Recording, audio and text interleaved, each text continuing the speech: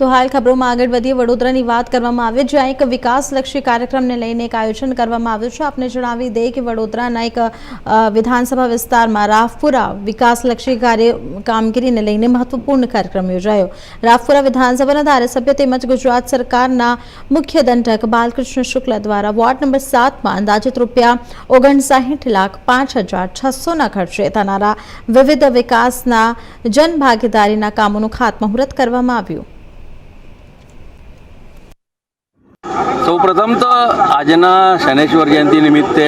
સમગ્ર વડોદરાવાસીઓને આપના માધ્યમથી ભગવાન શનિદેવની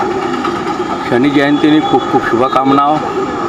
ન્યાયની દેવતા એવા શનિદેવ આપણા બધાના ઉપર કૃપાની અંદૃષ્ટિ વરસાવે એમની પાસે પ્રાર્થના કરીએ। આજના દિવસે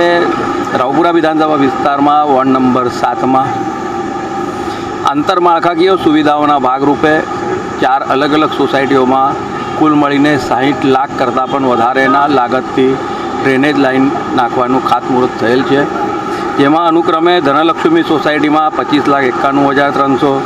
આપણે જે હમણાં ઊભા છે ચંદ્રાવલી સોસાયટીમાં 11,75,000, સર્વાનંદ સોસાયટીમાં 18,89,000 અને હરિકૃપા સોસાયટીમાં 2,47,000 રૂપિયાના લાગતથી ડ્રેનેજ લાઇન નાખવાનું કામ જ્યારે હાથ ધરવામાં આવ્યું છે, ત્યારે ખાસ તો વડોદરાવાસીઓને અને મારા રાવપુરા વિધાનસભા વિસ્તારના તમામ નગરજનોને વિનંતી કરું કે આ જ પ્રકારની કોઈ પણ આંતરમાળખાકીય સુવિધાઓની આપણા વિસ્તારમાં જરૂર હોય, આપણા સોસાયટીમાં જરૂર હોય તો